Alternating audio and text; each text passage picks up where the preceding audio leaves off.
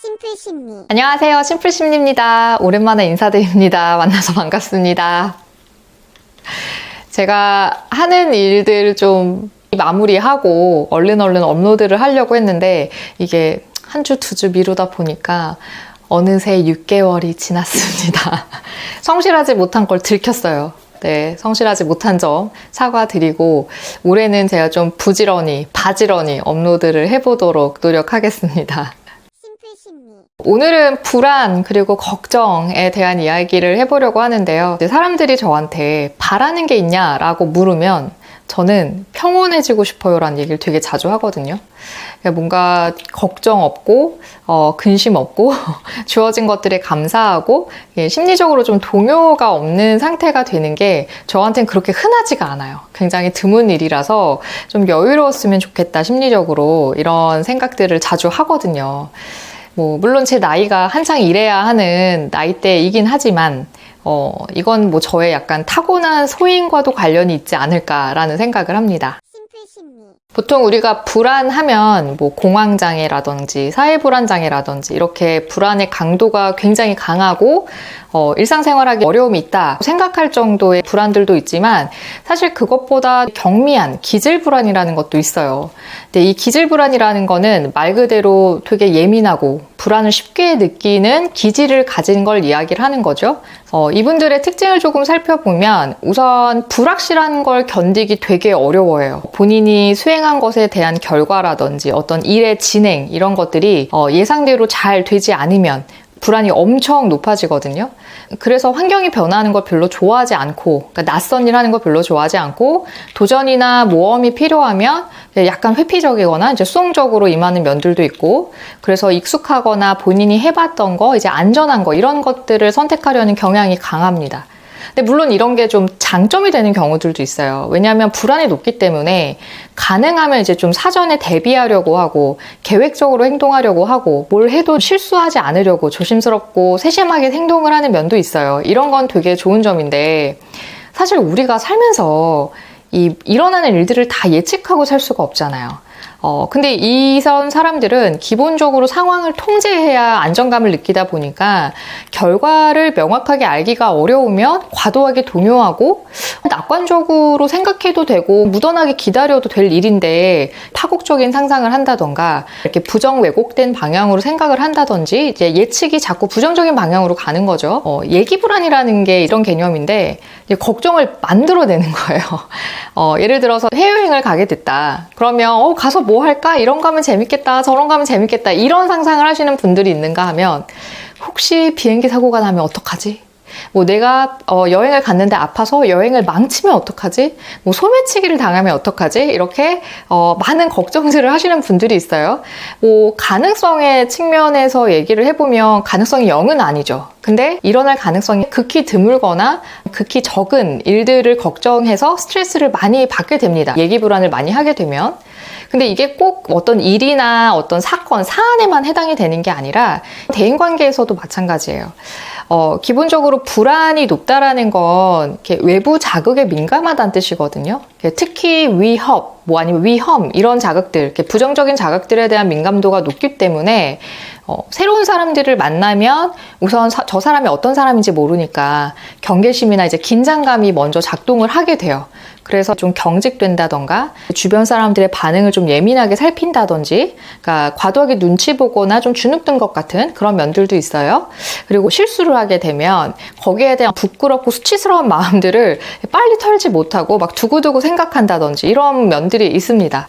물론 성격적으로 사회성이 굉장히 잘 발달하시는 분들은 기질불안이 높아도 잘 감추기도 해요. 예를 들어서 감정적으로는 되게 어색하고 불편한데 이제 일부러 막 말을 많이 한다든지 아니면 좀 오버액션을 한다던가 이런 분들 있잖아요. 그러니까 본인이 좀 이걸 상쇄하려고 하는 거죠. 긴장된 마음들을. 그래서 겉에서 봤을 때는 저 사람 부침성 되게 좋다 이런 생각을 할 수 있는데 사실 본인은 내적으로 되게 신경 쓰이는 것들이 많고 실제 자기 감정대로 행동을 하고 있는 게 아니라서 기빨린다고 하잖아요. 사람들 많이 만나고 나면 이렇게 특히나 낯선 사람들을 많이 만나게 되면 기질불안이 높으신 분들은 굉장히 피로감을 빨리 느낍니다. 그렇다면 이런 기질불안은 어떻게 처리를 하냐? 사실 기질이라는 거는 필요한 거예요. 그러니까 치료를 해서 없애거나 뭐 반대의 기질로 넘어가거나 이런 건 불가능하고 그냥 가지고 사셔야 됩니다. 그냥 그게 나예요. 그래서 없애는 것이 아니라 보완을 해서 사신다고 생각을 해야 되는데 이 감각적으로 불안해지는 것 자체는 어떻게 할 수가 없기 때문에 불안이 올라왔을 때 그럼 나는 뭘 할 수 있을까를 생각을 하셔야 되는 거죠. 사실 저는 제일 권해드리고 싶은 방법은 운동이에요. 이 머릿속에 있는 생각들을 가만히 앉아서 차분하게 생각하면 정리될 것 같지만 뭐 내가 이사를 여름에 가야 되나 아니면 가을에 가야 되나 이렇게 의사결정을 해야 되는 현실적인 고민이 아닌 이상 이렇게 막연한 근심 걱정이나 부정적인 생각들은 아무리 많이 한다 그래도 해결이 되지 않습니다. 뭐 예를 들어서 면접을 봤는데 잘 못 본 것 같아요. 2주 뒤에 발표를 한다고 했을 때 결과가 나오고 나서 다음에 뭘 해야 될지 생각하자 이럴 수도 있지만 기질불안이 높은 분들은 내가 이걸 떨어진 것 같은데 그 다음에 난 뭘 해야 되지? 난 영영 취직을 할 수 없는 것인가? 그럼 내 인생은 어떻게 되지? 이렇게 생각을 타고 가면서 이제 키우시는 경향들이 있거든요. 근데 사실 결과가 나오지 않은 일을 구체적으로 상상하는 거는 의미가 없어요. 뭐 설령 그 예측에 따라서 똑같은 결과가 나왔다고 해도 결과를 본 다음에 하셔도 늦지 않습니다. 근데 그 2주라는 기간 동안 어떤 결과를 보기까지 너무 초조하고 견디기가 어려운 거죠. 그래서 이렇게 감정에 막 매몰돼서 허우적될 때는 그런 불안들을 몸의 감각으로 넘기셔야 돼요. 그래서 몸을 쓰셔야 돼요. 가장 좋은 게 운동이 되는 거죠. 뭐 레귤러하게 계속 하시는 운동이 아니어도 내가 심리적으로 좀 복잡해졌다라고 생각을 하실 때는 바로 알아차리시고 밖으로 나가셔야 돼요. 걷든 뛰든 어떤 운동도 좋으니까 몸에 집중하는 시간을 만드셨으면 좋겠고, 그리고 또 하나의 방법은 검열과 퇴고 없이 글을 쓰는 겁니다. 보통 이제 사람들이 마음이 속상하거나 걱정스러운 일들이 생기면 친한 친구들한테 이제 얘기를 하는데, 물론 그것도 좋은 방법이긴 해요. 그런데 아무리 가까운 사이여도 타인한테 내 감정을 표현할 때는 사람은 최소한의 방어를 하게 돼요. 어떤 사회적 시선에 대한 부담을 아예 내려놓을 수가 없기 때문에 뭔가 좀 감춘다던가 이제 포장을 하게 되거든요. 그래서 이렇게 나도 내가 느끼는 감정이 뭔지 모르겠고 복잡할 때 있잖아요. 그때는 좀 솔직하게 검열 없이 내 걸 좀 확 쏟아내는 경험이 필요한데, 그럴 때는 글쓰기만 한 게 없는 것 같아요. 그래서 자주 이렇게 어떤 이런 작업을 해오신 분들이 아니라면 처음엔 좀 어색하고 이 글을 쓴다는 자체가 좀 부담스러우실 수 있는데, 이것도 자주 연습하시다 보면 굉장히 익숙해지고 하시는 동안 이제 감정의 폭이 좀 줄어든다라는 거, 그리고 내가 내 걱정에 대해서 좀 객관적으로 바라볼 수 있게 되는구나라는 경험들을 하시게 될 겁니다. 그래서 저도 올해는 어떤 일이 있든 없든 뭐 머릿속에 생각이 어떤 것들이 흘러가든지 간에 좀 글을 적어보는 작업들을 꾸준하게 하려고 지금까지는 하루도 빠지지 않고 일기를 쓰고 있습니다. 그렇다고 해서 막 불안이 완전히 사라지거나 걱정이 아예 없어지거나 이런 건 아니에요. 그런 건 아닌데 머릿속 안에서 걱정을 생각하고 있을 때는 막 이렇게 중구난방으로 튀는 느낌들이 있어요. 이게 어디로 가야 될지 모르겠고, 그리고 이제 막 커지기도 하고. 근데 확실히 글로 쓰는 작업을 하고 나면 이걸 좀 이렇게 어떤 보자기에 담아놓는 것 같은 안정되고 편안해지는 느낌을 느끼는 것 같거든요. 그래서 기질적으로 근심 걱정이 많고 불안에 취약하신 분들은 이런 방법들을 꼭 실천해 보셨으면 좋겠고, 또 하나 우리가 알아야 될 건 기질은 옳고 그름, 좋고 나쁨이라는 게 없습니다. 강도의 차이일 뿐이지 기질적인 취약성은 누구나 갖고 있는 거고, 사실 이걸 뒤집으면 강점이 되기도 해요.